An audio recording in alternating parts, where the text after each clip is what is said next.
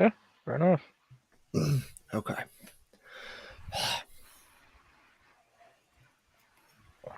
How you been, man? Not too bad. How about yourself? Just busy every day, but overall good.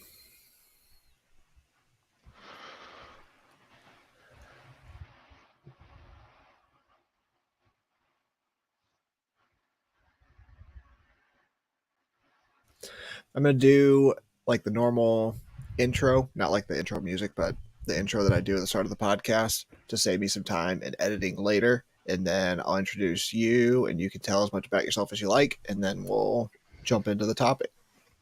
All right. All right, cool. Welcome back to Revolution Solution. This is Jared, the Permy Guy. This episode will be released April 7th, 2023. Still haven't changed the episode naming convention, so I don't know what episode number it is. But this week, I am joined by a buddy from Childerberg, Dennis, if he chooses to go by Dennis. If not, I will bleep that. It doesn't We're bother me. I've okay. been on Mike's podcast as Dennis. That is true. That is true. But we're talking about Bitcoin today. Kind of a Bitcoin for beginners, Bitcoin for noobs type of episode. Cody and I did something like this about a year ago. But that was two of us who have a reasonable amount of experience with Bitcoin discussing at the time. I feel like I've gotten a lot more experience in the past year, especially. And it felt like it'd be beneficial to discuss it with somebody who's newer.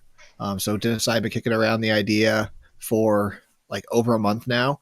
And finally, yesterday, Dennis was like, hey, I'm available tomorrow. Let's just fucking do it. And I was like, cool. Throwing together notes now. Yep, and I've had my own notes prepared since we kind of had the idea. Just while I was sitting at work, while thinking, just wrote down some stuff. Nothing Yeah. too complex. I don't think.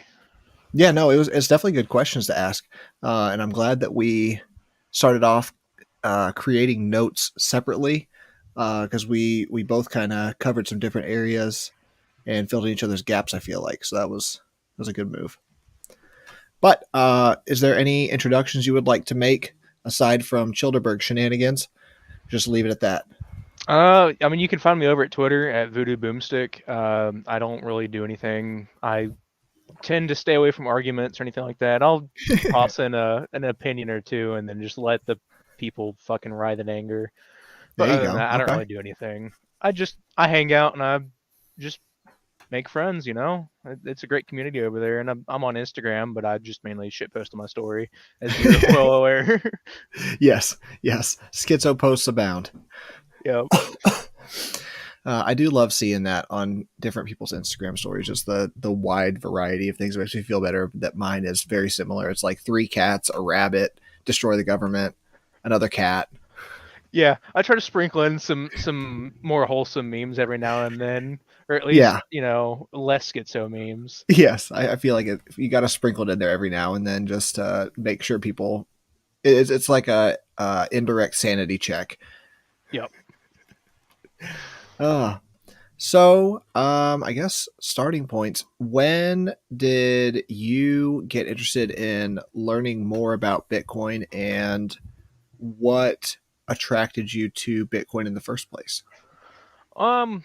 Well, probably just getting into this community in general. I mean, as you know, that Bitcoin's a pretty prominent thing in the anarchist/libertarian movement, and just having that diversification of what's in my um I guess you could say wallet, even though it's not really a wallet. Because I like to have precious metals, Bitcoin, um, USD, because you can't live in this world without it for the most part. As of right now, we'll see how Yeah. that changes in the coming years. No, I think that's smart. And diverse. I think that you've used diversification in a smart manner there. Typically, Jack Spirko talks about this all the time. People will diversify between 100 different U.S. stocks that are all reliant on Fed monetary policy. It's like, but I don't think you have quite the diversification that you feel like you've got there. Yeah, you're still using just USD. That's not diversifying shit. Right. Absolutely. Absolutely. So that's cool. Yeah, I think there's definitely still a place for all three, especially right now. Um, Oh yeah.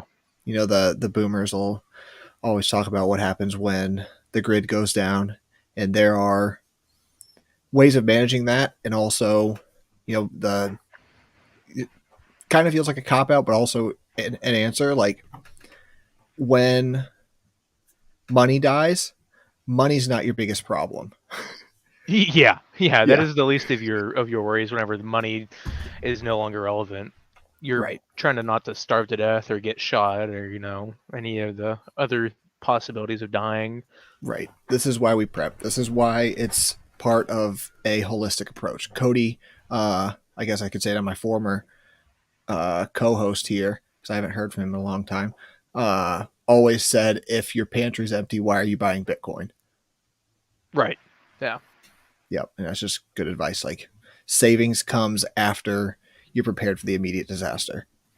Store up food, guns, ammo, medical supplies, training, etc. You can start building up savings during that time, but until you've got a reasonably comfortable, we'll never, any of us that have been prepping for any amount of time never feel like we've got enough. But once you've got enough for a period of time that you're comfortable with, then the focus can shift to like wealth preservation, basically at that point. Yeah, 100%. Beautiful. So to start off with, I had thrown out just what even is Bitcoin, and I put together a bunch of tiny thoughts. So I'll rattle through a few and see if you have any feedback, and then we'll keep going from there if that's cool. Sounds good to me. Cool. All right. So what even is Bitcoin? Starting with some simple answers that are going to introduce all sorts of vocabulary that we can later explain. But this is basically just pulling different pieces from the Bitcoin white paper and Bitcoin.org. So, one, peer-to-peer digital cash, which is about as generic as it could be. Censorship-resistant transaction network. Global decentralized consensus network. Cryptographically verified signatures and payments. Nodes control the network consensus. Miners confirm that all transactions follow the rules that the network, i.e., nodes, have agreed to. Yeah, How I does mean, I that feel like feel so far? Like, it's I think like that's a as pretty good range of complexity of what Bitcoin is. yes. So Bitcoin is attempting to be base money outside of state control. Yeah. That's basically uh, the aim of the project since its inception. With that entails obviously the need to connect users of this cash network, basically. Because if you were to develop some sort of, trying to think of, like you come upon some very rare exotic mineral that for certain there's only so much of in the world. You've got a small bit of it. You know that it takes a lot of work to get to it, etc. You have to do a lot of work in convincing anybody else that you're not just a lunatic. This Yeah, is I mean, it's basically the what Bitcoin's same. aiming to do. Yeah, well, and it's the same concept of as any precious metal backed currency is that it has a finite amount, and that is what creates the worth of the Bitcoin is the fact that it's not an infinite supply. It has a finite amount that it can have and Correct. supply. Yeah. The fixed supply is one of the major um, just groundstones for the Bitcoin project. Economists, Keynesian economists, namely, for over a century now, have made their best attempts as they're paid by uh, different government agencies to convince everybody that government money printing is completely necessary for the economy to continue on. Because if there wasn't more money in supply each year, prices would end up going through the roof because of the fixed supply.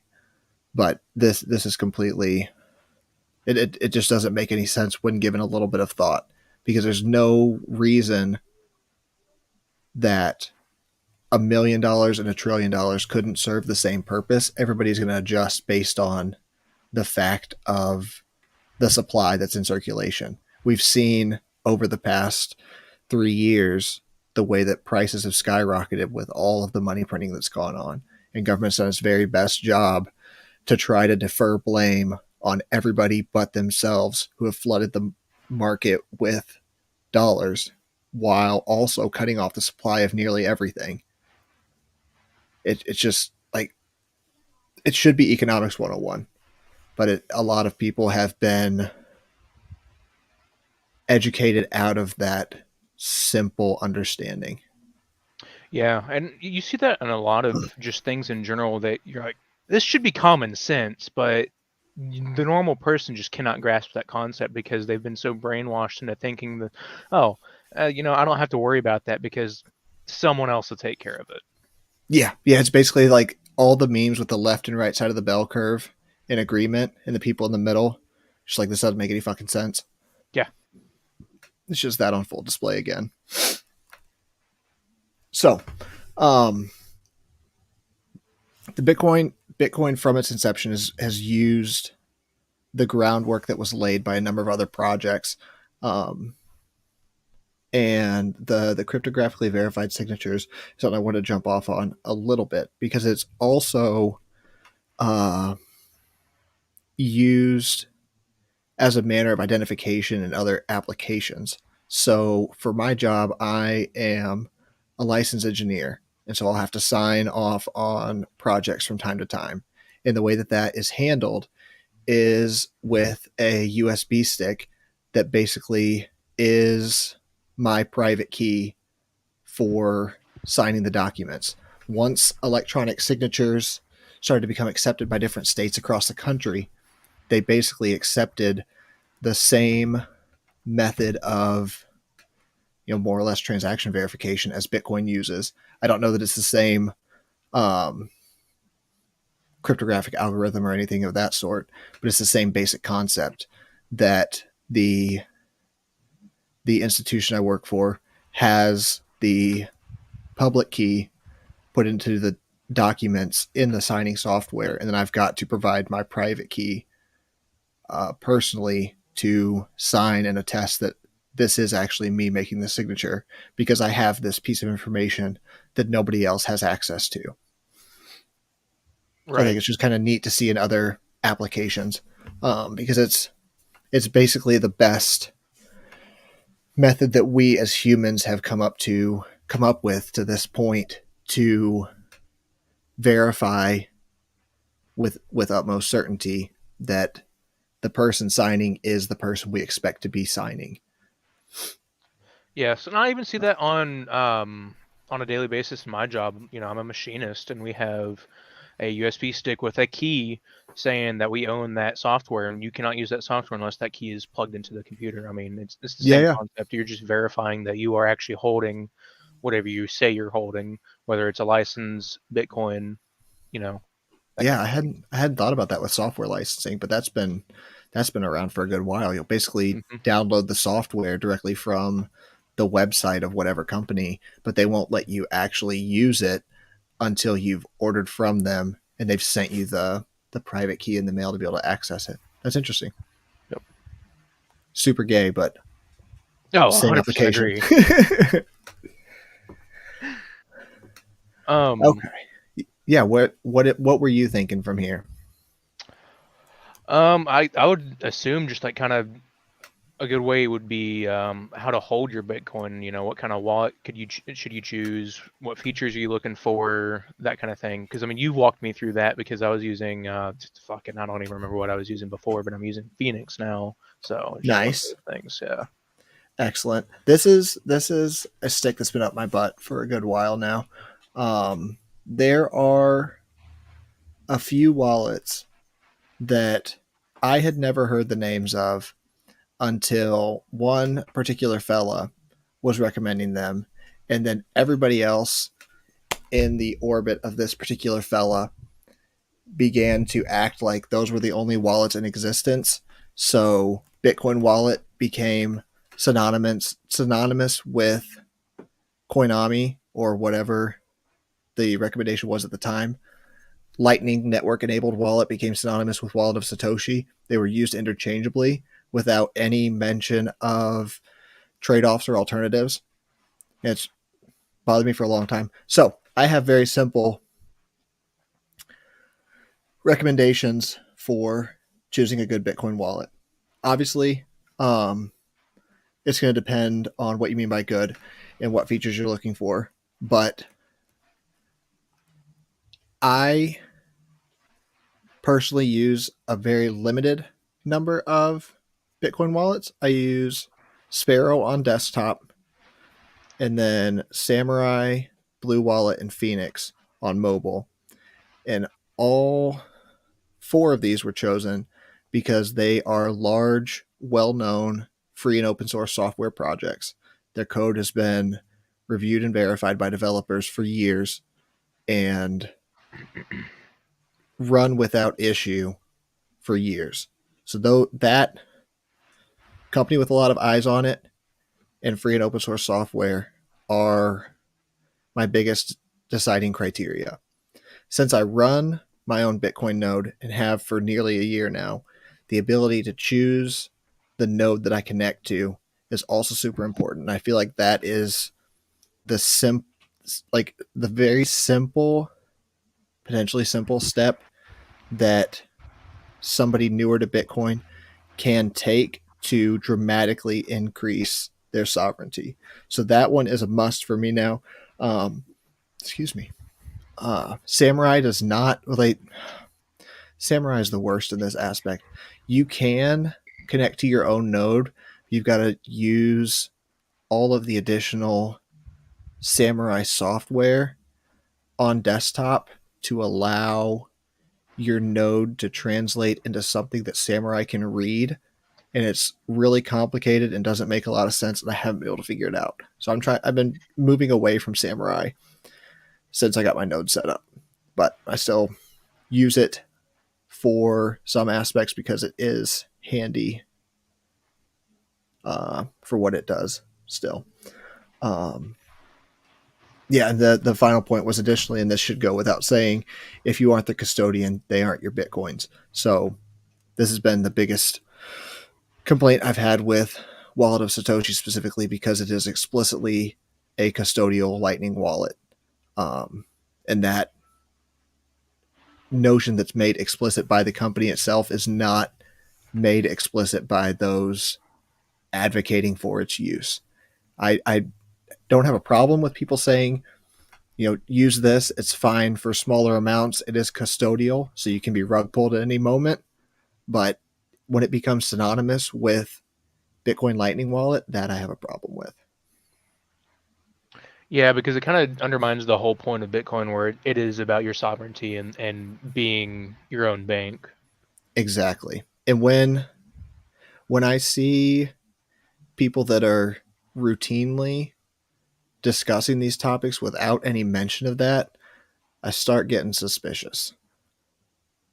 Yeah, because then it goes into, well, how much of this is willful ignorance, and how much of it is not necessarily malicious intent, but they're definitely being paid to say these, that kind of content.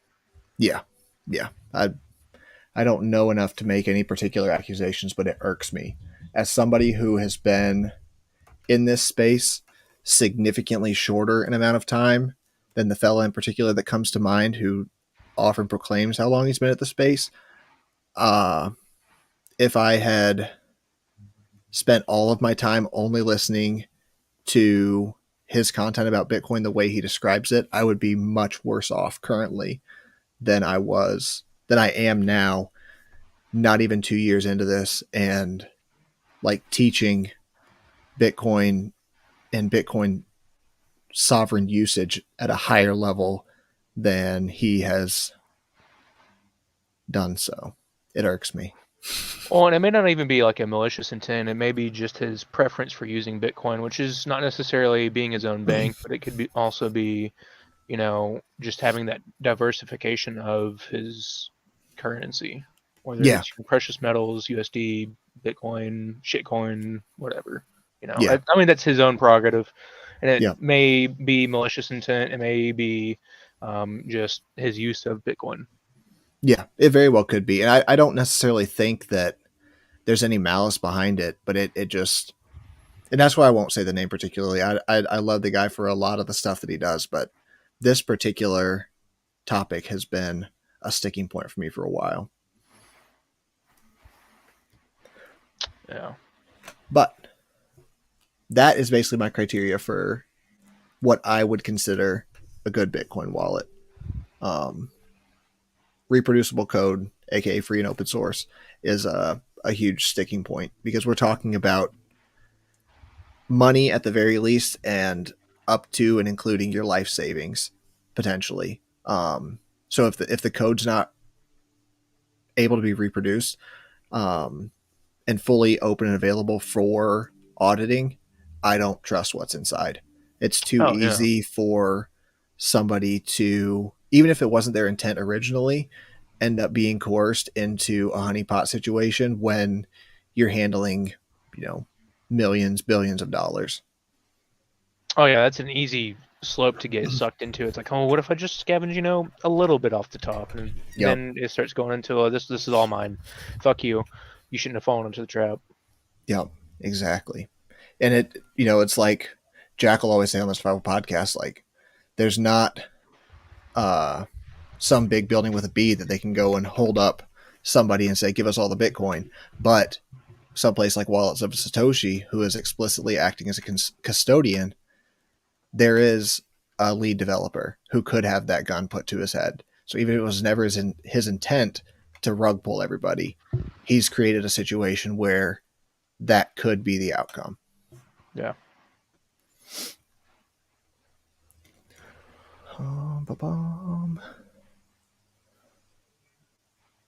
Okay. I guess while we're on the topic of wallets, Yeah. what would be an exchange that you would suggest to buy Bitcoin off of? Yes. So you had asked the safest places to buy Bitcoin, and that always, like, any sort of superlative like that will always depend on your particular threat model. So I gotta put that out front. But Can we pause real quick? sure. Okay.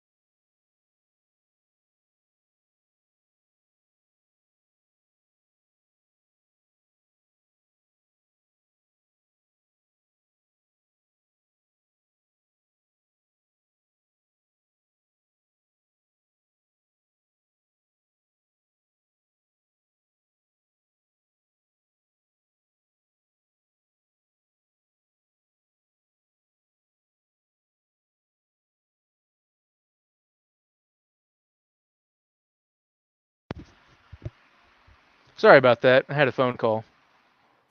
Oh, no worries. Yep. No worries. So, we had been about to discuss safest places to buy Bitcoin.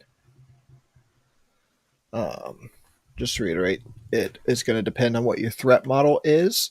Um, Obviously, a lot of places require KYC, which we'll also discuss later, just identifying information, basically, to do any financial transactions.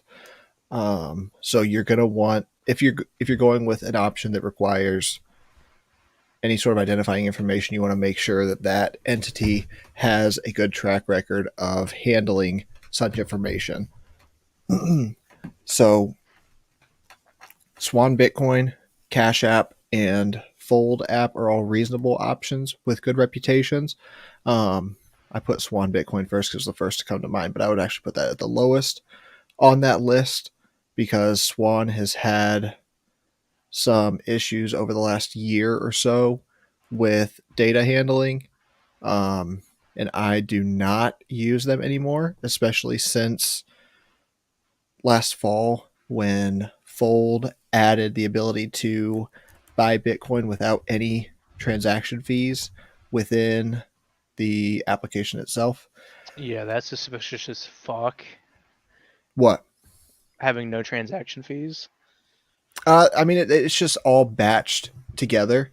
And since Hmm. Fold is making its money on the gift cards and fees associated with like the yearly um like usage fee basically to use Fold's debit card. Um, it makes sense to me. Gotcha. They have other methods that they are generating money through. But Swan Bitcoin, for instance, I had asked to remove all of my information last summer when I no longer felt that I could trust their handling of my identifying information. And I still get daily to weekly emails from them, which does not increase my expectations of their handling data appropriately. Right, especially if you're still on their email listings. Yes. But Cash App is what I was using and still use on occasion because you can basically use it as an alternative to a Bitcoin ATM. I don't know if everybody knows this, but you can basically go to all sorts of different locations like 7-Eleven, gas stations, and hand the clerk dollars and immediately have that balance minus $1 available in your Cash App. And then you can buy Bitcoin in there for reasonable fees, a lot more reasonable than the Bitcoin ATMs, which also require full KYC, and immediately withdraw to your own wallet to limit any issues of or potential issues of having a custodian. So that's a reasonable option. I've heard of better Bitcoin ATM options, but there are, I believe the last I checked, 13 different companies that offer Bitcoin ATMs in the city that I live in. And I looked into the policy for all of them, and they all require driver's license, phone number, and email address to use. Plus, they've got like 20% fees on transactions. See, and that's interesting because it's quite popular down here in Texas, especially I'm in kind of West Texas. Mm-hmm. Not really like El Paso or anything like that, but it's close enough. And they're extremely popular down here. I haven't ever looked into them. Obviously, they're not for my purpose. However, it I wonder if the ones down here would be of maybe like a different company. You know, there's just a lot more illegals down here. They could probably get away with not using a driver's license and stuff like that to identify. I don't know. I've never looked into it, but it's just something to think about that it's interesting. Yeah, you'd think with a market like that, they've got to have some way. to reach that market. And if they require something like a driver's license, that's not going to be an option to a large number of customers. I mean, especially folks like immigrants sending remittances back home. Bitcoin Yeah. is a great option for that. But if they're locked out of the market, then that's a big opportunity being missed by those companies if they're not finding ways around it. And see, I don't think they are, running into roadblocks with that because they're, like I said, they're in almost every gas station down here. There's, a few exceptions, but a lot of the smaller gas stations and stuff like that, they do have Bitcoin ATMs. So it's an interesting thought as to whether or not how they get around that, or if they even are. Maybe just the people themselves are finding ways around it, not necessarily the companies. Yeah, it could be. They could have a buddy that they go through or something like that. Yeah. That's interesting. Hmm. Indeed. Um, so other options for like peer to peer options that do not require any of the identifying information would be like just simply handing a friend dollars and then watching them send you Bitcoin. If you've got a buddy that's been into this for a long time and you're trying to get involved, Matt Odell from TFTC recommends that as the starting point for anybody you're trying to onboard, and it's a great idea. Just send them $10 in Bitcoin as a simple way to get them started, rather than having them upload their driver's license, social security, whatever it requires, and getting them KYC'd in a new institution when they're not even sure whether this is something that they want to participate with long term. Better not to cuck your friends right out the gate. So that is a good option. And then also others that from what I hear, are reasonable options with reputations that have held up for well for over a year that I've been aware of them are RoboSats, Bisq, and Hodl Hodl. They've all got slightly different models, but they offer peer-to-peer Bitcoin exchange services. So you'll send somebody willing to sell their Bitcoin some manner of payment. Bisq uses like e-gift cards. You can do Zelle payments if you have Bank of America or other participating banks. ACH transfers, all like they've got a whole insane list of payment options, and they don't require any of your identifying information to use Bisq. Obviously, a lot of those payment options are going to have your identifying information, but if you're buying a gift card to like I don't know Outback Steakhouse or whatever, and that's going to be the end of your transaction with Amazon. And if say you're buying that gift card from Amazon, they don't. I don't know that they have any way of tracking that after the fact, and then you just send that code to the person you're buying Bitcoin from, and they send you Bitcoin, and no one is any the wiser. So there's a few different options with all sorts of different manner of payment. Do you have any questions about those? Not that I can think of right now. We may circle back to it if I can think of something later or anything like that. Okay. Yeah. And obviously, if you're already any option that you have already sent, you know, driver's license, etc., identifying information to, unless you've got a good reason to no longer trust them or to now trust another institution significantly more, I would say it's generally a good idea to just stick with the institution that already has your information rather than continue to give it to more. Um, Obviously, with the extenuating circumstances already outlined. What further thoughts did I have there? I don't know. I need to text my wife because my dog has decided he needs to go outside and he keeps booping me. Yeah, I think that was about that. Yeah. Any Bitcoin, any like crypto exchanges that are still currently operating, I think the general rule of thumb is to expect that they are basically all handling business the same way that FTX does. But if you are already KYC'd with one of those exchanges and you buy and immediately withdraw, I think you're options, your potential for rug pull is significantly limited. Um, but I guess there's the more important point there being it's pretty safe to assume they're all doing some of the fishiness that FTX was up to a greater or lesser extent. Yeah, I don't see corporations being not fishy, especially whenever they're so dug into the government and of For sure. itself. Yeah, For sure.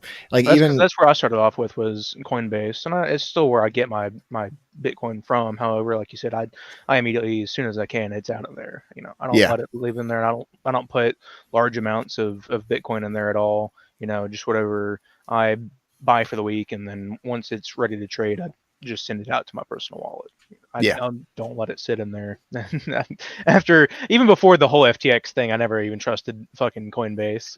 yeah. That's a good move. Coinbase has been they've got quite good advertising and they've got a pretty significant first mover advantage, but they have made all sorts of ethical compromises already in their history. I know one thing Cody was apt to point out all the time was that originally Coinbase had taken the firm stance that they would not offer any crypto on their exchange that had offered a pre-mine. So they had, mined and given to their founders whatever percentage of the supply and then still listed it for exchange.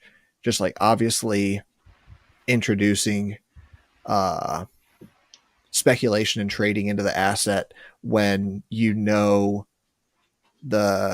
founders hold a preponderance of the total supply, as well as rule making authority, um, which just it opens wide the door for possibilities of unsuspecting people losing their money. But they initially offered Ripple as the first deviation from that promise, and the doors just kind of opened wide from there.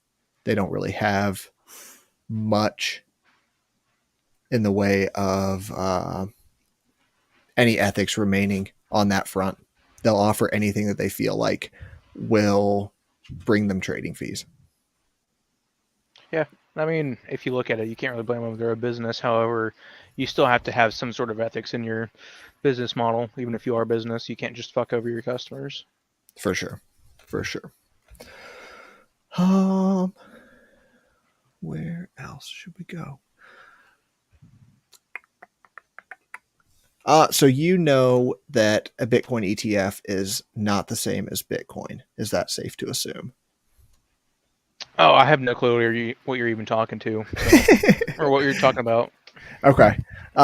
So I remember sometime last year, I was talking about Bitcoin with my dad. He's like, "Oh yeah, I own some of that on E-Trade or whatever," and I was like, "There's literally no chance that you do." He's like, "Yeah, no, I got Grayscale Bitcoin." I'm like, "Dad, it's not at all the same thing." Um, so you know what an ETF is generally? No. Okay, it stands for Exchange Traded Fund, I believe.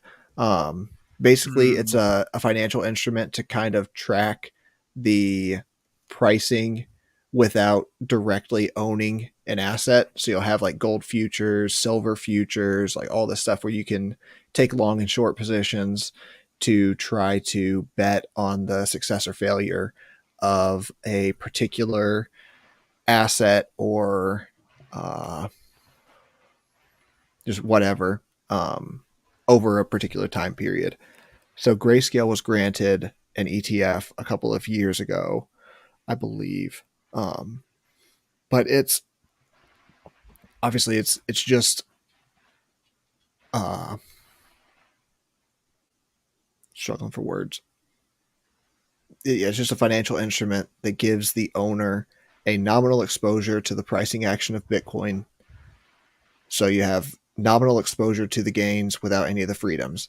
When you own the Bitcoin ETF, it should be obvious to anybody familiar with Bitcoin. You don't actually own Bitcoin. You're just in it. There would be kind of justifications for buying a Grayscale Bitcoin ETF if you were in some sort of a IRA or something like that, where you couldn't actually buy Bitcoin with that money that was tied up until retirement without the fees of withdrawing before retirement, where you still wanted some of that price appreciation from Bitcoin. Like you think, oh, in the next 5 years, US stock market's going to shit like it has looked like it was going to forever. But Bitcoin is continuing to get adoption. I would like to have exposure to Bitcoin's price movement with this money that's stuck here either way, rather than have it go down with the ship of US stocks. That is a reasonable option given those constraints, but it is not Bitcoin and offers none of the assurances or promises therein. Gotcha. Okay. Yeah, I'd never heard of that term or that even anyone even did anything like that. Your life is probably better off for having been unaware. Yeah. Ignorance is bliss. Yes, indeed, indeed. So we'll jump to what is a Bitcoin node and who should run a node. It is often said just simply that this is something that Rollo and Slappy would say all the time. Running a node is the simple step to make one a first class citizen in the Bitcoin economy, Bitcoin network, whatever, which doesn't really say a whole lot about exactly why one would run a node or what it does for you. So I hope to expand upon that here. Nodes verify and confirm the rules of the network are being followed. Nodes maintain network consensus.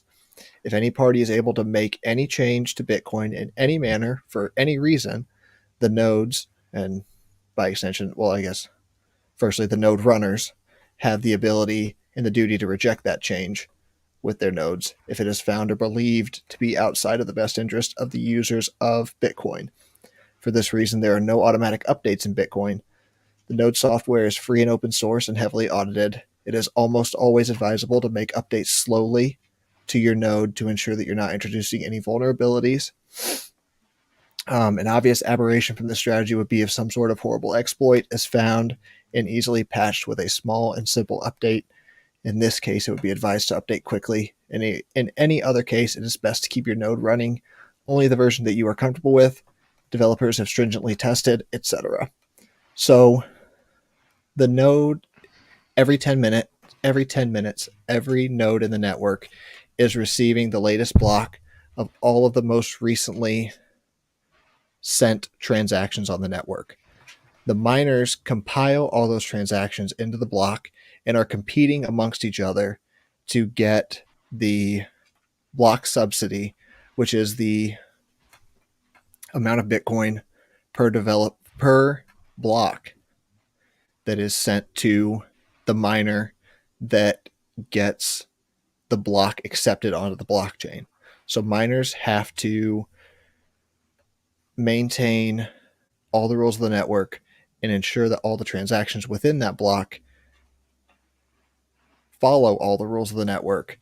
And they are doing this in a competitive environment where the motivation for tomfoolery, for lack of a better word, is limited, because if you're trying to push in a block that falls outside of the rules of the network, your block's going to be rejected by the nodes because they're going to see that it's just going to be a 0 or 1.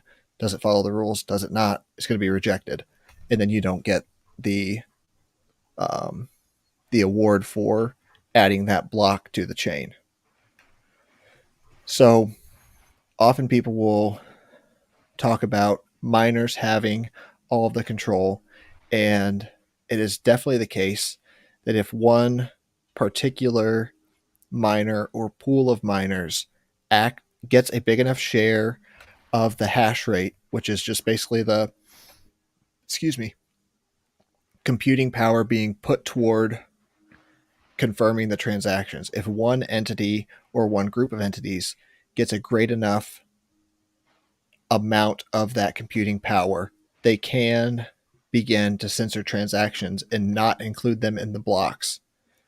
But this is an uneconomical choice for them, because all it would take is for another miner or a group of miners to join together to outweigh them in computing power to override their decision to be censorious. So Bitcoin was designed literally with this attack vector in mind to line up the economic incentives with the freedom incentive of the user. Does any of that make sense? I strayed a little bit away from nodes, particularly, to go into miners as well. Yeah, I mean, it makes sense because, you know, it kind of helps keep from one group taking over and just making the rules. You know, you have the chance to at least counteract that with a group of your own miners or whatnot. You know, I mean, Mm-hmm. it does make sense. Cool. So your Bitcoin node, or in this case, since I'm running a node, I'll say my Bitcoin node, is what I use to broadcast transactions from my wallet to any other location, whether that's another wallet of mine, to you, to one of the listeners, to Jake at Childerberg, whatever it might be. And it also verifies to me that payments that are incoming are indeed incoming. In the case that somebody paid too low a transaction fee, it's going to take a while to confirm. I at least know that that transaction is on its way. Trying to think what else. Yeah, and it just ensures that all payments to and from me are following the rules of the network.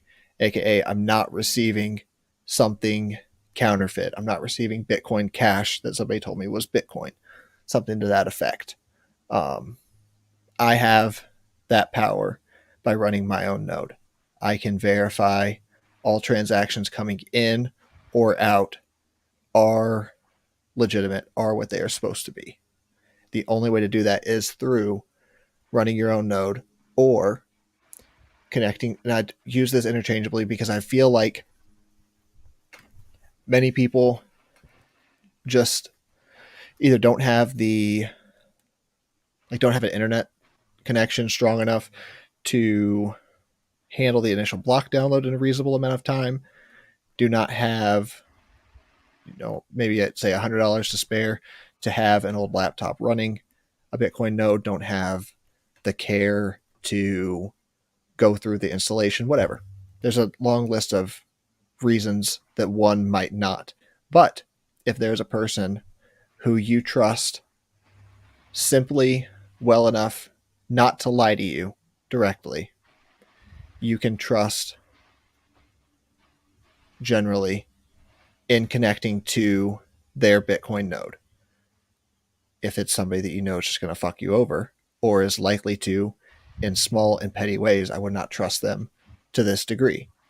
But especially, I guess I would say, especially somebody who is not a high tech person who would not have like the technical prowess to know how to do anything malicious with their node.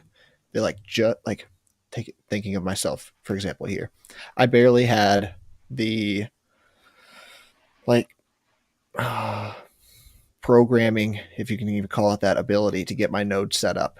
I don't know how I could use it in a manner to dick somebody over if I'm letting them connect to my node. Obviously, that's easy to say and it's difficult to prove a negative, but just kind of giving an example. So you can, say, I run a Bitcoin node, my dad connects to it, my mom connects to it, my brother connects to it. They don't have any care in running their own node. They know that I run a node. I can have however many people running transactions through it that I care to. I don't know that there's an upper limit on that, how many wallets you can connect to the same node. Yeah. So the alternative, if you are not connecting to your own node or that of somebody run or the node of somebody run the node run by somebody who you know and trust, you are having to connect to someone else's node because there's no other. That is your terminal into the Bitcoin network. That's your on ramp to from your wallet to someone else's wallet. If you're not connecting to your own node or a node run by somebody you know and trust, you're connecting to the node of somebody you do not know and have no reason to trust. These are the options. Right. And that's where, someone like you comes in that has the ability to run the nodes, and are a trusted individual and Mm-hmm. can help those kind of people out, especially, you know, um, those that are not interested in setting up their own nodes. Once I get my own place and get settled in, that may be something that I may be looking more into, and that kind of thing. Yeah, hell yeah. I'd be happy to walk you through it. We've Yeah. got a whole guide and everything. Nice. Yeah, but Dennis was the only person who took me up on my offer on Instagram a few months back to allow anybody who does not, will not, or doesn't care to run their own node can connect to mine rather than some probably large company with maybe or maybe not a good reputation, rather than trusting that individual or group of individuals. Trust Jared. Yeah, I mean, I've met you in person. We've had some pretty good conversations, stuff like that. You're a trusted individual in my mind, so there was no reason not to trust you. And that kind of put my mind at ease, where it's like, oh, I don't have. It's one less thing that I have to worry about. If something were to happen like that, Yeah, where they all get bought up by the government themselves, or just legislation allowing them to look through, and several different things that it could be, and just having that individual's node is a lot more peace of mind in my mind. yeah, I agree. I think it's like a low level of trust required, but there's definitely those people that you meet them a couple of times and you're like, this is a pretty okay guy, or you meet him a couple of times and you're like, I would not fucking trust that guy to watch a stick of gum for me. Yeah. Yeah. And unfortunately, a lot of people in the world are that person I wouldn't trust with a stick of gum. Yes, yeah, I feel that. I feel that, but it's also just difficult. I feel like for people to make that change in their mind to proactively go from the default setting, like once you make that switch to putting in the option yourself rather than the default, you take a level of responsibility there. And even though it's a step in the correct direction, I feel like people are a lot more comfortable just sticking with the default settings and not taking that responsibility because they feel like then the blame's not on them if something goes wrong, where the blame is directly in their face if something goes wrong after they've made the decision to change themselves. Right. And Bitcoin is explicitly and intentionally radical self responsibility. And I feel like people listen to just the bits of the Bitcoin message that they like and don't really care to take all that responsibility. They want to have somebody like a bank that knows everything that they ever do, every transaction they make to who, the sex toys that they're buying on Friday, the weed at the shop on Saturday, whatever, Yeah. and not question that system rather than take matters into their own hands. And it's all gross the way that it is currently when you think about it for just a little while. That like these companies that have absolutely no incentive to keep all of your information safe are taking all of your information and explicitly in their 45-page long privacy policy saying that they're going to sell it to other people because that's how they make money and that's why the account is free. Yeah. I mean, it's just laziness. A lot of the time, and not wanting, like you said, that responsibility and of their own actions, and it's just something that we just see from society these days. Anyway, it's nothing new. It's nothing that's been recent. We've been seeing that decline in the past 40, 50 years. Yeah. Yeah, definitely. Just been a gradual increase for sure. I would definitely agree with that. Where's I gonna go next? Buddy, I can't help you right now. So looking at some questions here. Let's get into what KYC is, I suppose. Yes. I feel like that's a good topic to go off of after talking about legitimacy and all that kind of thing. Yes. That Because I sounds have good. no clue. I've had it explained to me one time. I may or may not have been sober during that explanation, so I do not remember that. What the purpose of KYC is. That was at Childerberg. That was fuck. I don't even remember his name. He was a cool dude though. The guy with the stand. No, although I did talk to him. That was not him who was explaining it to me. Although I do know who you're talking about. He was a cool guy as well. I was wondering if you were blaming your lack of sobriety on the guy with the Wagyu beef burgers and definitely nothing else for sale. Yeah. No, he was my neighbor though. He was a good neighbor. He was something else. He was a really cool guy though. Yeah, his he was in Mike's episode of about Chotterberg.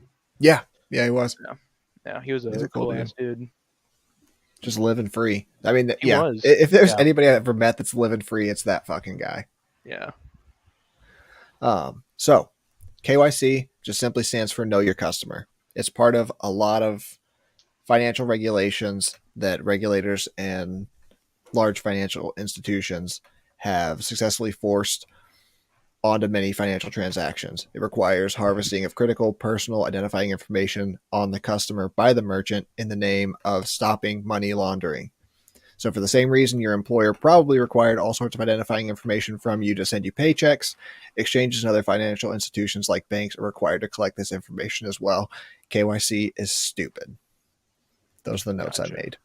gotcha. Okay, so it's just Yep. another way for them to say that you're not committing fraud or anything like that. You can report it to an agency. Hey, this man is committing fraud. Yeah. Yeah. Gotcha. Kind of. That's the idea on its face. It's like the Patriot Act was to Find protect terrorists. protect the homeland, find terrorists, and then oh my gosh, 15 years later, what domestic terrorists? They're going to point it back on the people who cried for it and required it. Yeah, How could imagine this that. happen? It's only like the 100th such instance. Yeah, not to mention the fucking TikTok ban thing, but we won't get into all of that. Oh man, yeah, I'm sure it'll be on the next WTF. Yeah.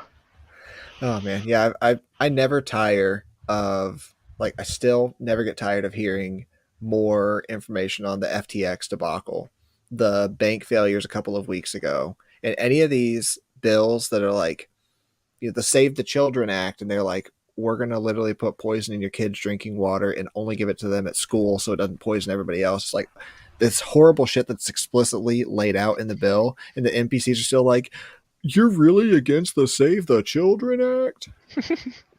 Yes, I have a reading comprehension Oh, above kindergarten.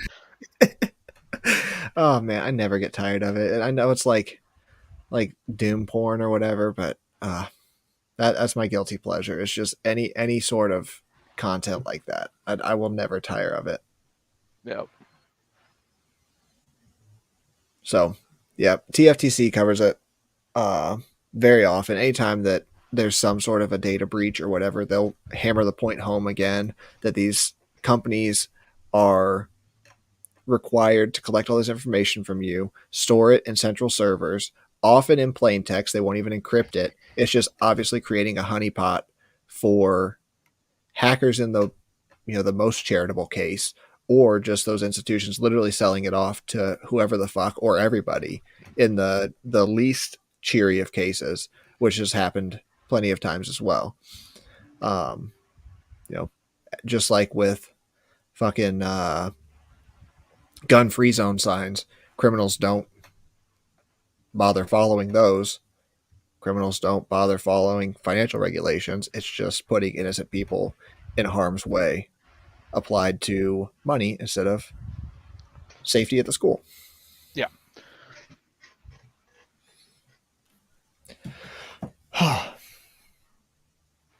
I think that was all my Um, thoughts there. You had also mentioned uh, using Bit. I can't get my other laptop to scroll. Scroll. There we go. Gotta touch it. Increasing privacy when using Bitcoin. Do you want to get into yes. that? Yeah. I think that's definitely, especially going into the whole KYC thing and how it kind of breaches that privacy thing. Mm-hmm. So try and lay some groundwork here with a few different thoughts, and then get into some nitty gritty. So where do I want to start? Uh, the KYC, like, yes. So a good place to start if privacy is one of your major concerns would be some sort of non KYC method of obtaining Bitcoin, whether that's your buddy doesn't really care. He buys it off of Cash App every week and he buys extra so that he can sell you some on the weekend and you hand him dollar bills for it. That's a good option. You can use something like BISC, HODL HODL, other non KYC exchanges. It's another good option to increase your privacy when using Bitcoin because the Bitcoin itself does not contain any of this identifying information. It all comes from the fiat on and off ramps thanks to government regulation. Bitcoin is a pseudonymous network. You can, if you have a public key, generate the receive addresses for a wallet. So you would know if I had the public key for Dennis's wallet, I could see, all right, all of these addresses are what he's going to receive to if he continues to use this wallet. So I can watch a mempool for transactions to come through with any of these addresses, and I'll know that Bitcoin or Dennis now has however much Bitcoin was sent to those addresses. So addresses is not the best of terminology, but it's what we've used in Bitcoin thus far. Um, an important first step, like a second step, because we've already discussed the first step, is to never reuse an address when you're doing a Bitcoin transaction. So when you generate a new address to receive to, which most all good Bitcoin wallets should offer a new address every time that you click receive. When you generate that new address, as long as you haven't shared your pub key with anybody, there isn't any easy way to tie two addresses in the same wallet to each other except through those fiat on ramps and off ramps. So if you're buying from Cash App every week and sending it to your Phoenix wallet, but you generate a new address every time, somebody who has taken an interest in you buying Bitcoin for whatever reason would notice, all right, Dennis bought Bitcoin again on Friday and it was in a similar amount as usual. He sent it out the same day to a different address this time, but we can reasonably assume all these addresses belong to Dennis because he's developed a pattern here. And that's kind of the important thing with identification on Bitcoin anyway, is because it's all probabilistic. So it's generally safe to assume the first transaction from a KYC exchange to a Bitcoin wallet, that wallet belongs to the person that sent the Bitcoin transaction from the exchange. Each transaction after that becomes less and less probable to be the original buyer of the Bitcoin, if we want to stick with this example. So it's generally given as a guideline that 5 hops from KYC,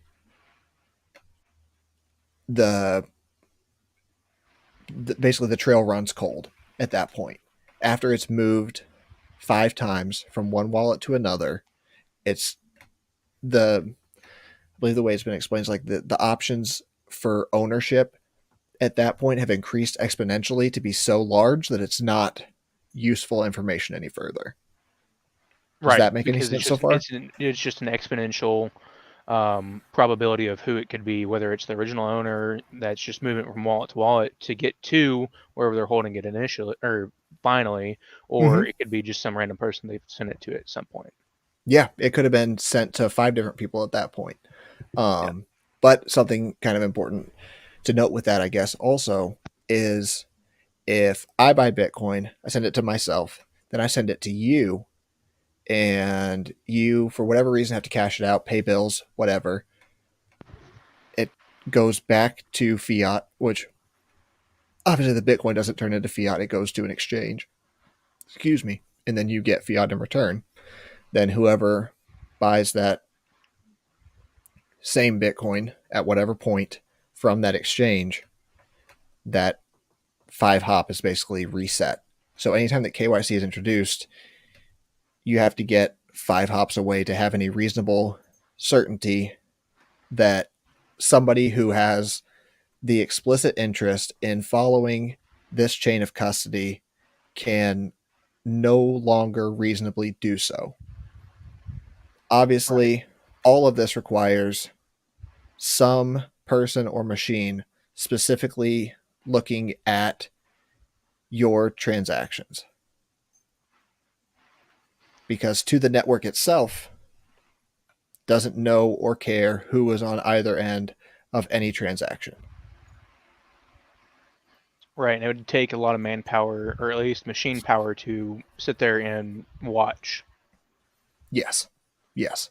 So you can look on a mempool like mempool.space, and this just contains, it's a place to see all the transactions in the current block, all the transactions going back into every block. Cody and I went through this in our CoinJoins Useful episode, season 2, episode 19, as it's currently named.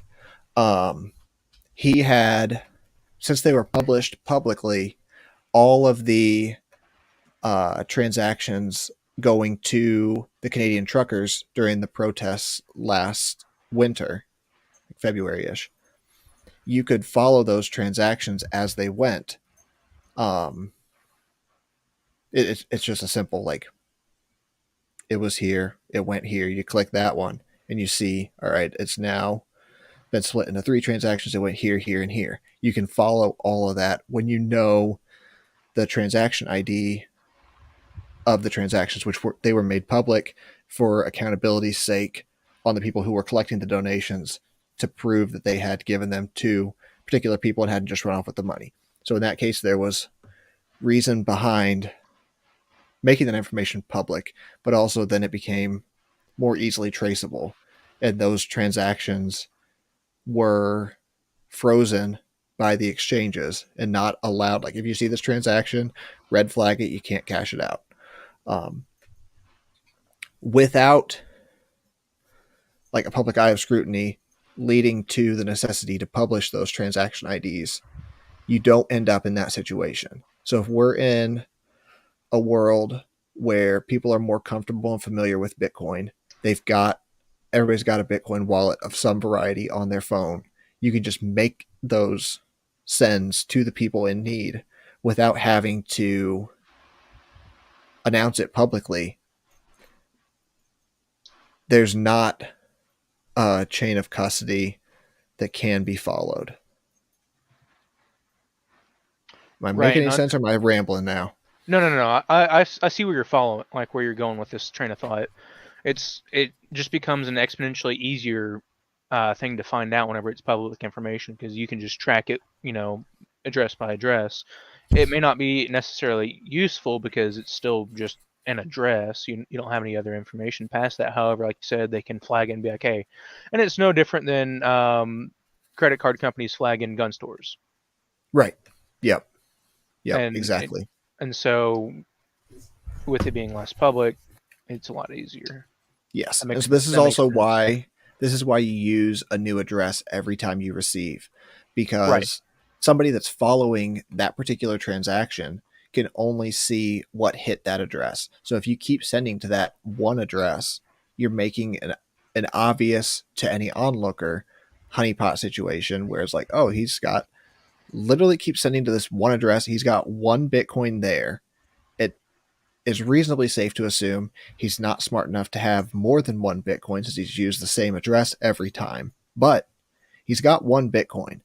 Let's see if we can trace this back and find the on ramp, figure out who this is, show up at his door. Right. I think that's a reasonable suspicion or a reasonable concern to try to mitigate when you're working with that sort of money. And it's easy to avoid it just by generating a new address, because every single transaction then has to be tracked separately, and it becomes difficult to prove that all of those ever did or still belong to the same person or entity if it's a different address every time. Right. I guess it'd just be more or less the same concept as trying to lose like a bloodhound or something like that, where you're doing things to actively prevent your trail being followed. Yes. Yeah, that's a great point. If you keep taking the same trail every time you run from the cops, they know which Yeah, way to they're go. eventually going to start just setting up there. Yeah. Yes. Exactly. Exactly. That's a good analogy. So there are a few different Bitcoin improvement proposals that have been around for long and short amounts of times that aim to increase privacy on Bitcoin. They would all require a soft fork, which is just like an augmentation of the rules of Bitcoin. Soft forks always have to add to the rule set. They cannot change any existing rule within Bitcoin, if that makes sense. But even so, soft forks are always, any change to Bitcoin is heavily scrutinized because the the idea is more or less it's working currently. We need to know exactly what possible outcomes could come from this change you're proposing. Like, yeah, the way that you've worded it sounds great because, of course, it did. You're trying to sell us on your idea. But we've got to consider every way that any retard could try to weaponize this in a different manner and do something that was never the intention and really screw things up.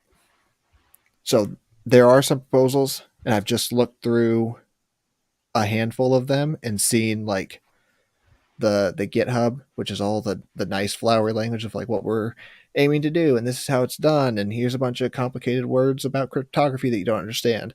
But a lot of them haven't been like publicly scrutinized yet because they aren't to the level of being potentially introduced. So it's not worth it for a developer whose time is limited and valuable and could be spent uh, auditing any other code to go over whatever this proposal is. So there are potentials for different privacy improvements to come to Bitcoin in the future.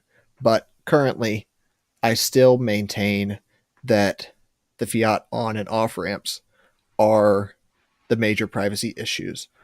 Because if your name isn't tied to the Bitcoin when you first convert fiat to it, the rest of it doesn't matter a whole lot because all the rest of it's harder to prove. But with all that in mind, um, Whirlpool or other CoinJoin implementations are often suggested as a way to wash the KYC off of the Bitcoin. You and four other people will send to the implementation in your wallet the same denomination of Bitcoin. It'll be mixed around and done something computery with, and then it spits back out to each person minus a fee. So like you put in zero point 0.1 Bitcoin, you get back 0.99 or something like that because the running of the whirlpool requires coordination on the part of the software and computing power, so they take a fee for doing that. And the expectation is, okay, now that it's come back out the other end, nobody knows what belonged to who initially, and we should all be kind of clean from here going forward. And it makes sense, at least on its face, when it's explained that way, because if we all have $5 bills and we shuffle them all around and tumble them up, assuming they aren't all serialized, because they are, but we just don't have that in this case. Then we spit them back out on the other end. Nobody knows whose $5 bill was whose at the beginning. But since we're actually using code in this case, it's not that simple. Basically, you are relying on these four strangers to maintain the same levels of privacy from the coin join onward that you will, or else they start removing, they start becoming identifiable and limiting your anonymity pool, if that makes any sense. Right, because even though you mixed it all up, now that they're using less secure measures, they're becoming less anonymous, and it can be more or less traced back to you through that transaction, I suppose. Yeah. So if you've got, I mean, you're coming in with an anon set of 5, which is not bad. It's significantly better than 1. An anon set of 1 is just identity. Right. But Yeah. as those 5 people, if you send your whirlpooled coins to the same wallet as KYC coins, they're basically as good as KYC at that point because your UTXOs are going to get mixed around. You're going to have a high likelihood of re identifying yourself if they're in the same wallet. So if just that happens, whether intentionally or by accident, that person's removed from the anon set. If they send back to an exchange for whatever reason after whirlpooling, they're removed from the anon set. I don't like explicitly relying on somebody else to maintain my privacy. So I don't love coin joins as they currently exist for that reason. Right, because you're relying on somebody else to not fuck up. I mean, it's more or less like a real world example would be, I guess you could say like a secret organization or something like that, and someone getting arrested and then ratting someone else out. I mean, it's not Yeah. quite that bad, but it's more or less the same concept of you have now a known associate, I guess you could say, and then you could trace theirs back to yours, and then from you back to your wallet or any other kind of Yep. address or identification of yourself. Yep. You're basically on it. And, just to come back to this point again, sort of, the coin join idea itself would be a honeypot because you're mixing with 4 strangers, and those Yeah, and 4 it could easily strangers be a could Fed. be anybody. Yeah. Exactly. You have no certainty of who they are. And I guess a counterpoint could be, having a whirlpool of your friends that you know and trust. And while it the same thing can happen, it's less likely, especially if you all have like a pretty rigid set of, I guess you could say, rules to keep anonymity among everyone. Yeah. I think it'd at least be worth thinking through with somebody who has gone deeper on this subject than I have. If 5 people who know each other got together with KYC coins going in, is there any benefit on the other side? Huh. Yeah, I hadn't thought about it like that. Yeah, I could see that being something that you could do. You'd have to definitely um, make sure everyone understands what's going on, and it would also probably help to do it with non KYC Bitcoin as well, just to get that little bit of extra protection. Because not only is a non KYC Bitcoin, but it would also be um, people that you know. I mean, it's not a Well, stranger that could be a Fed or anything like that. that's true. But to go back to a previous point, if you've obtained this Bitcoin without any of your identifiable information, there isn't much of a purpose, as far as I can tell, to messing with a coin join because you're essentially trying to remove that initial identity stamp from the transactions. If it Or didn't what exist if in the you first mixed place, in like KYC with non KYC, or is that still something that you could more or less track just because it's a KYC Bitcoin and the other ones aren't? so I think that's kind of the idea as it sits. People will often take their KYC Bitcoin and mix it, with 4 strangers, not knowing whether their Bitcoin is KYC or non KYC. Obviously, there's a chance that it's non KYC, and you're hoping on the other side it comes out without that obvious visibility back to the original fiat to Bitcoin transaction. Right. So that might be a good move if you've got a couple of buddies who are mining or working, odd jobs for somebody for Bitcoin. They've got Bitcoin without any of their identity attached to it, and you and a couple of other friends have Bitcoin you've bought from Cash App or Coinbase or wherever else, and you want to mix it for privacy on the other end. I don't know for sure that that would be a benefit to the non KYC people and the KYC people, but it's definitely something worth looking into. It might be. Hmm. I don't know. It's just something I thought of that kind of made sense in my head. Whether or not it actually does, I have no clue. I'm still pretty new to this, and it was just something that popped in my head. No, I like that. I think Yeah. it's definitely worth considering. Um, Something else that I looked into and did an episode with Rollo McFlugel. It was episode 13. About this time, no, I guess it would have been probably close to the summer of last year. We were reading through the GitHub for BIP47 reusable payment codes. Paynims is the most well known implementation of them. It is a reasonable option for increasing your privacy when using Bitcoin. It's a strange way that it works, but basically you allow your wallet to generate this reusable payment code, and it will have some human readable text that you can use to like have a contact list within your wallet, like Red Lion 47 or something like that.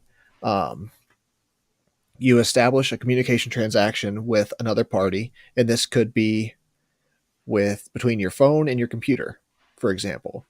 Um, and then those two paynims, each combination of those two paynims generates a new public key and private key associated with that wallet and that paynim sending money to that other paynim from that other wallet. So it is somewhat disconnected from the original wallet. Um, yeah, I think that's the explanation there. It just kind of another way of simplifying transactions when since it has requires that initial communication transaction and a fee associated with it. It wouldn't be a great option for like a merchant and customers who are buying on a one-off basis because it's such a hassle to make that initial connection. But if you're regularly sending money to a landlord, or you are a landlord and you're receiving regular money from tenants who have Bitcoin, excuse me, it could be a good option in that case because the use of the reusable payment code itself adds some obscurity to the transaction. And you can also do what they call a cahoots transaction, which is somewhat like a two-person coin join. Um, that was the part that lost me in that spec. I did not understand how it could be useful for two people to do a coin join and get any benefit on the other end, but it's worth looking further into. Um, so this could be an option if you are buying from Coinbase or whatever, sending it to your wallet on your phone, like Samurai supports the Paynim implementation. Then you could send it from Samurai to Sparrow on your desktop, Paynim to Paynim, using the Cahoots transaction, and additionally, like potentially, not additionally, potentially have a bit or a lot of privacy increase just from yourself to yourself. So you know you can trust both parties, hopefully, for potentially a small added expense over normal transaction fee. But I couched my language intentionally in all of this because it relies on understanding a lot of things that I do not yet understand well enough. Did I make that unclear enough? I guess it would be more like a two-factor authentication sort of deal. I don't know. Um, Yeah, kind Sorry, of. I got a Kind little of, I think distracted. so. There's somehow a fucking wasp in my room. Oh, I don't know fuck where it that. came from. It just like showed up behind my monitor and flew up in front of my face. Yeah. It kind of sort of makes sense, but it's also talking in terms that I have no clue what you're talking about. That's So, completely fair. I think we did. a reasonable job. Rollo and I, he's significantly more advanced than I am, and with that comes a lot of humility on his end. That he's like, if it's not in Bitcoin Core, I'm not interested. He doesn't like Rollo's gotten it down to just the meat and bones. Um, like, sure, all these new proposals might be interesting or they might be vulnerabilities, and I'm not going to fuck with them until like literally the Bitcoin Core developers give it the green light. So That when makes we, sense. yeah, I mean that is for sure the safest way to move forward because there's no Yeah. chance that we understand to their level. I think with small denominations, it's fine to play with these different ideas and see whether you get burned or not, see whether it's a benefit to your daily life or not. But don't risk your life savings on something that's not to that level proven yet. Right. And speaking of life savings kind of amounts of Bitcoin, I know a lot of people talk about putting that kind of stuff in cold storage. What is cold storage? That was a beautiful segue. That was beautiful. I try my Um, best. so the spectrum of cold to hot generally refers to internet connectedness. So a hot wallet is on your phone. Your phone is probably it's generally assumed to be always online, right? So any wallet that you have on your phone is a hot wallet because it is always connected to the internet. Right. So cold storage would be the opposite of that. You have generated keys in a computer that is offline and will never directly touch an internet connection. So this So that is is that kind of like just like a USB drive or maybe like an actual physical hard drive that you have connected to that particular computer that you could switch to another to bring it online to like a more of a hot wallet. yes. So this is basically the setup that Cody and I explained in season 2 episode 18 and season 2 episode 20. Um, you completely factory reset a computer, install only Linux and Sparrow Wallet. Then, once you've gone through installation, disconnect from the internet, remove the Wi Fi adapter if you have one, ensure that internet connection is impossible from that point moving forward. Generate keys on this computer offline. In our cold storage vault setup, we recommend a 3 of 7 multi-sig. You go through all the testing there, but leave that to that episode.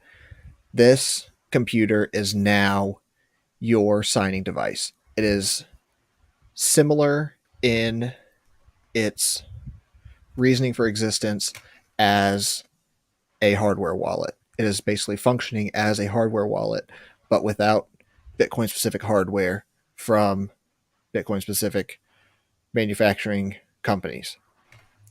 Because I didn't like that attack surface and I don't have a lot of trust for any of the hardware wallet manufacturers. So it's basically serving that purpose.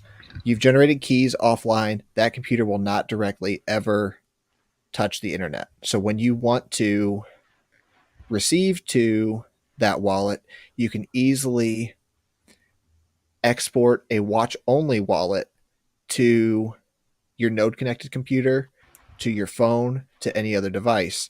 Then that has your public key, but not your private keys. So you can receive to cold storage from internet connected devices without exposing your private key to the internet. So that's a setup that I have. If I were to need to access the Bitcoin in that wallet, I would have to reinstall and recover that wallet to that computer that's still offline. Generate a transaction on that computer, sign it with at least 3 keys, move that created transaction. No, you create the transaction on the node connected computer. Then you take it to the signing computer, use at least 3 keys to sign the transaction, put that signed transaction onto the USB stick, then back to the node connected computer to broadcast the transaction. Does all of that make sense? You kind of lost me in the sticks a little bit. However, I did get like towards the end, it kind of came together, and it's like, okay, that makes a bit more sense. Like the more technical terms, yeah, yeah, I'm lost. However, I get the general like process of it. Mm-hmm. I mean, it's basically like it's kind of dumbing it down. You can think of it like a mail drop box, right? You can put money or envelopes in the case of a mailbox in it all day long, but nobody from the outside can reach into there and take the envelopes back out. You have to have the postal worker with the key come and unlock it and take the box out that has all the envelopes in it and then take them to where they belong. Well, in this case, you could deposit money into it as often as you like from the watch only wallet because you have sent the public keys there. So with the public keys, you can receive to this wallet, but without the private keys, you cannot spend back out of that wallet. So you have to have the keys to open up the box to take the transactions and send them anywhere else. Okay, that makes a bit more sense. Cool, cool, cool. Yeah. It's definitely weird to think about a vault that is very difficult to remove something out of, but you can put things into it all the time without any resistance. It kind of breaks our whole conception of like a physical vault, right? Right, because if it's gonna be hard to put things in, it's gonna be hard to take things out. However, 9 times out of 10, if it's easy to put something in, it's hard or it's easy to take it out. But in this Yeah, case, it's kind of the antithesis where it's easy to put it in, but you can't take it out very easily without knowing the keys and all that. yeah, yeah. It's like like a lockbox that you've buried in the woods, but you can just keep putting money in there without digging it up. Right, right. Yeah, because you just have like a slot that you're just stuffing money down into it. Yeah, somehow you got like a vacuum tube from this to your house, and it'll only suck one direction. It won't blow money back out. It's weird to try Okay, to and come up that's with that's kind of a what I figured it was, but I wasn't entirely sure. Especially, bring it online and you're not you're not bringing it online, but like just how you correct. get it out. Mm-hmm. That makes sense then. Okay.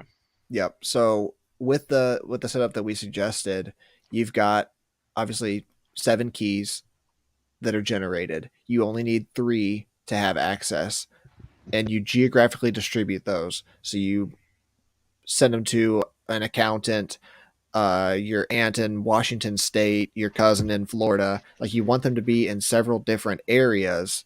You want it to be like this is meant to be your life savings. It's intentionally difficult to access it because it's literally meant for in case of emergencies only, right? You don't want somebody who shows up at your house and puts a gun in your mouth to have any possibility of actually accessing it.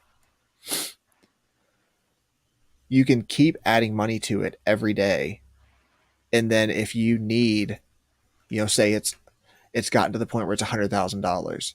If you need to access $100,000, it's there.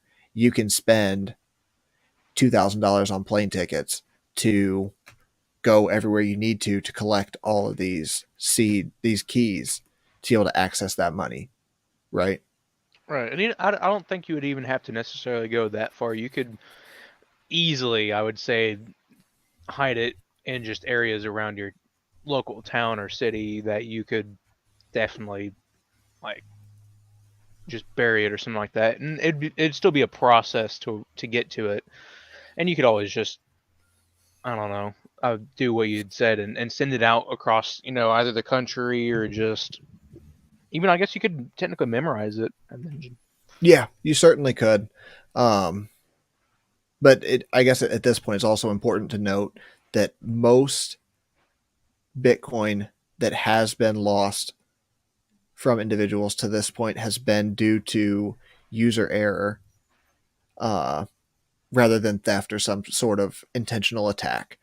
So Right. it's important to make sure that whatever process you use, this is just what I was comfortable um, with the security that I wanted to put on that portion of my holdings. That this is the setup that I went with because I'm comfortable with it. I have backup instructions written out. I went over them with my people that are most likely to be trying to access this in the case that something happens to me. In the case that something happens to me and my wife, I went over how to recover that money in a way that maintains all of the security and privacy that went into the setup, and also the everything's falling apart, I just need the money now, privacy be fucked, we'll deal with that later, recovery instructions. Right. And that is something that you'd have to definitely discuss with whoever you're comfortable with having that in case of emergency. So, Yep. Yep. It's also important, like, so the reason that the keys get distributed geographically is to make sure that no one disaster, natural or otherwise, can wipe out enough keys that you no longer have a quorum, hmm. right? So if it's all in And that's Joplin, something I didn't think Missouri, about. Yeah. yeah, if they're all in Joplin, Missouri and it gets leveled by a tornado, you're fucked. The money is just gone. Yeah. Oh, and we've seen that with the famous story of the dude accidentally throwing away the wrong hard drive and then going through the fucking landfill and trying to find it, and Yep. it's gone forever, and it was like 10,000 Bitcoin or some shit. Yes. There becomes a point where you've got enough saved up and the price is appreciated enough that it becomes economically worthwhile to spend $200,000 trying to find it, but you don't want to get to that point. Yeah. Yeah, definitely. Sounds like a not fun time. Yeah, no kidding. No kidding. I guess I'll also mention at this point, uh, you can, if you do a setup similar to what we suggested, and we mentioned this in the episode too, you can give your, I call them seed packets because I like gardening, your packets that have recovery instructions and one of the keys and XPubs, you can give those to folks who are not familiar with Bitcoin as long as they are just people you can trust to keep important documents safe. And that's all the information that they need. Right. So I just want to make Just, sure I hey, noted that. don't lose this, whatever you do. Please, for the love of God. Yes. So if you've got a scatterbrained friend that's moving all the time and losing shit all the time, don't give that friend one of these. Do you want to bet your life savings on, or you want to bet, you want to bet Yeah. 3/7 of your life savings on them? Right. Don't do it. Don't do it. Keep two to yourself if that's your option.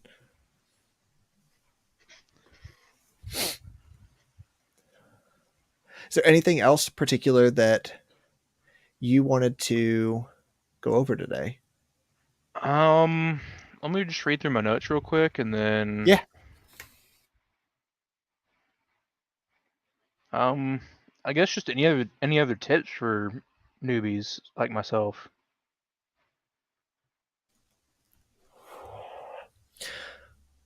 The simple thing I would say, you're already taking custody of your own coins. That's a big step in the right direction.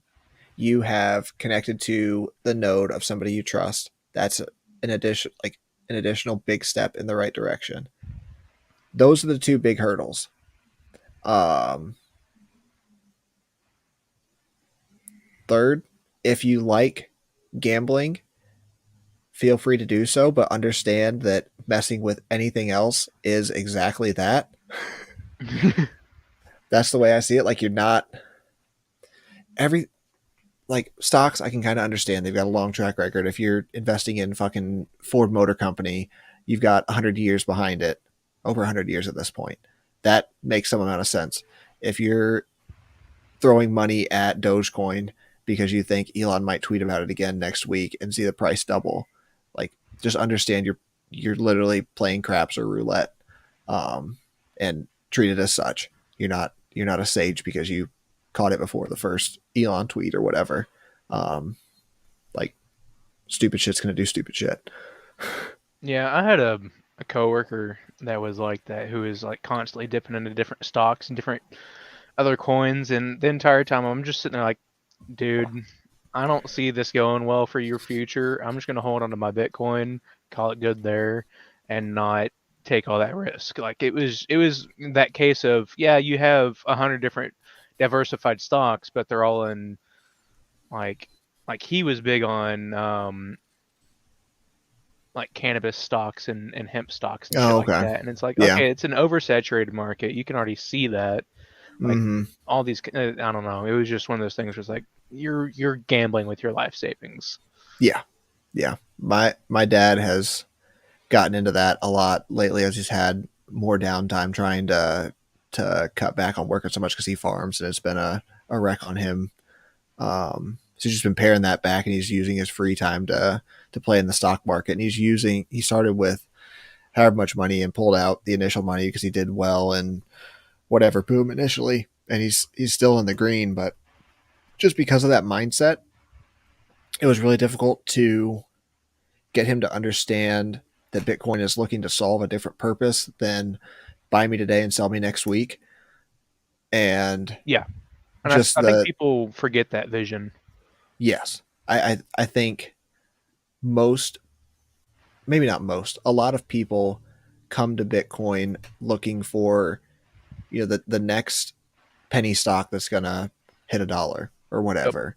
So it's difficult to break that mindset when you see these different exchanges that have the same trading desk look as Yahoo Finance or whatever, and you've got all these different fucking analytical tools for every shitcoin under the sun that was just pre-mined yesterday and dumped on the public today, and it's like, oh, it could double next week.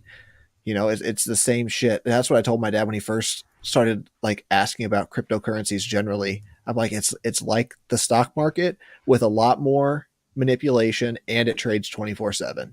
It's like, if you could stomach that, be my guest, but I'm buying Bitcoin today and then tomorrow I'm buying Bitcoin and then next week I'm buying Bitcoin. And like, he first started coming around when it was $60,000, as a lot of people did. They see those headlines, and I was like as it kept coming down, he's like, "Oh, I might buy some. You get back to 3,000." I'm like that. I was buying at 60 happily, gladly trading my dollars for it. I'm doing the same at 20. I did the same at 15. I'm doing the same now as we get back over 20. Like, that's not the important part. The month to month price movement is not why the fuck I'm here. Yeah, and that's how I was whenever I first got in. I was treating it like it was a stock. I was buying, selling, that kind of shit, and Yeah. then I kind of got out of it, especially whenever it crashed, and then going back, whenever I got the Childerberg and kind of seeing and talking to people about it and that kind of thing, I realized I mean, I knew of the, um, I guess, theory of just holding it and just it being a fail-safe for if or when the U.S. dollar crashes. It's just, instead of it being a physical thing like gold, it's Bitcoin, Mm-hmm. and kind of started thinking about it more like that, where it's just another asset to have and to diversify and not just have all my eggs in one basket. It's not just USD, it's not just gold and silver or land or bullets and food and water. Or what else? It's just that little bit of extra safety net. Yeah. Yeah. I think that's a really good way of looking at it. I think that's, yeah. I mean, it's good to see it, at your age, especially. I know you're younger than me. Just the maturity of seeing the world that way is, it's impressive. I mean, my dad's in his 60s and he's still not looking at it that way. Well, you know, um, I guess I'm just a bit more autistic than others are. All hail the autism. Yeah. Man, no, that's good. That's definitely good. I think there's definitely a lot to be said too for just not having been worn down by all the years of your money continually losing value and having to try to do something to make your money work for you, as has become Oh a yeah. common saying. Like when you're younger and you're just like, shit, like you're already seeing that it's starting to go bad and you're looking for answers initially rather than having 50 years of experiencing it and trying out different shit and just trying to make something work. When you're looking for that initial answer, you've got a lot more opportunity to find the right answer first than fall into a wrong answer and just get stuck in that rut for decades. Well, and it also just helps that I fell into this community at the right time. You know, I was kind of in a point in my life where it was just like I was just an angry centrist. I didn't know what the fuck was going on. And then I just met a dude in tech school, and it was uphill from there, I suppose. It wasn't definitely wasn't downhill, but because it's definitely made my life a lot better, and just realizing that I can separate myself at least a little bit from shit that's going to go wrong, and it's not a matter of if it happens; it's a matter of when, and just to an extent of what. And having that little bit of sovereignty is extremely important. Yeah, agreed completely. I expected we would find a hopeful message to end on, and I'm glad that we did so. So I think I am good to wrap there. Is there, if you're good, or if there's anything else you wanted to say, or if you want to tell my 15 to 20 listeners where to find you? Um, you can find me mainly on Twitter. If you want to follow me on Instagram for whatever reason, it's what's my name 58. Like I said, I don't post anything except for my stories, and it's just schizo posts and a little bit of wholesome stuff and a little bit of news if I deem it, crazy enough. Like I've been posting on my story about the TikTok ban and that kind of thing, just to kind of spread awareness to the less informed people that follow me on Instagram, which are mainly just high school buddies and shit. And There you hopefully, go. yeah, hopefully I've reached people that way. But mainly I'm on Twitter at Voodoo Boomstick. Hell yeah. You coming Yep. out to Childeberg again this year? Oh, dude, it's a 2 hour drive. Of course I'm going. Oh man. Yeah, I'm hoping to be expecting to be moved to Indiana by then. So drive down with Mike, and it should be like a 12-hour drive rather than a 24-hour drive. Yeah. Man, yeah, I'm looking forward to it. I need it. Need it this year. Oh, it's such a relaxing thing. Like just being around people that understand, and you don't have to feel like to hold your tongue whenever you're talking to someone. You can just be yourself and talk and have even like open discussions and debates. There was several times while we were at Childerberg where I talked to people I wouldn't normally talk to. It's mostly Bitcoin guys. It wasn't my thing, but getting to know them and talk to them and kind of just seeing their train of thought and working off that community and that shared knowledge and improving yourself with it. Yeah, And it's also nice to just relax and be around with people that think the same way. yeah, for sure. And there's all different little camps at camp. There's the people that are just gonna chill back and smoke one, and there's the guys that are gonna have a fucking political debate about who's the lizards and who's the fucking baby killers or whatever. I don't know. Yeah. And I'm also interested to see how it works out this year with it being at a new campground. Yeah, me too. Me too. Um, yeah, that'll be nice, especially with us being able to do the venue, like the music venue and stuff on campsite. We don't have to go to another uh, place and do it. Yeah, yeah. I expect there's likely to be more rowdiness since there's no driving involved. We'll see. Yeah. It got a It little may, crazy at some points last year, but it was still relatively calm just because there was other people there and kind of were trying to respect them. So we'll see yeah, how and it goes. it's so spread out too that even if it's like insane somewhere, you can go like a quarter mile away and you're still in camp, but there's people just laid back playing music and smoking and Yeah. not feeling all that wildness. Yep. And then you got the gear guys like myself. That's how I got into it was Yeah. through the Second Amendment and e-militia and all them. Oh So yeah. I'm more of a gear guy than necessarily. And then as I'm getting my own land here recently, Oh hell yeah. yeah, I'm currently trying to close and all that. Nice. Um, the permaculture guys. And actually, the phone call they interrupted us was talking to my grandfather who is big into permaculture. So Oh hell yeah, yeah! You've talked about him before. Yeah, We'll have to have you back to talk about more of that for yeah. sure. I've got a whole 'Cause library of all his information that he's that's collected over the amazing. years. Yeah. Yeah, it's always so cool the rare opportunity I get to meet or even just hear about somebody older that's been doing this for decades. Oh, he had a I won't get into it a whole hell of a lot, but he had a prison farm, or not like a prison farm, but it was like a farm where former prisoners came and kind of helped transition them back into normal society and teach them Okay, a better work ethic and stuff like that. And it was all based off of permaculture. that's pretty cool. That's Yeah, pretty fucking cool. yeah. Man, So, all right, we got even more hopeful. Yeah, let's close it there yep, before we get doomery. I know, right? It's been great talking to you, though, as always. Yeah, man. Yeah, good to hear your voice. And talk back at it for once. Usually, I'm hearing you on Mike's show, so it's been Yeah, high time that you get on here. it So is. glad to do it. With that, we'll kill it for the night. All right. Appreciate you coming on. And if anybody's got any follow up questions, Bitcoin basics, get a hold of me on Instagram, Twitter, or wherever. All my links are always at lsd.ittybitty.tips. Bye.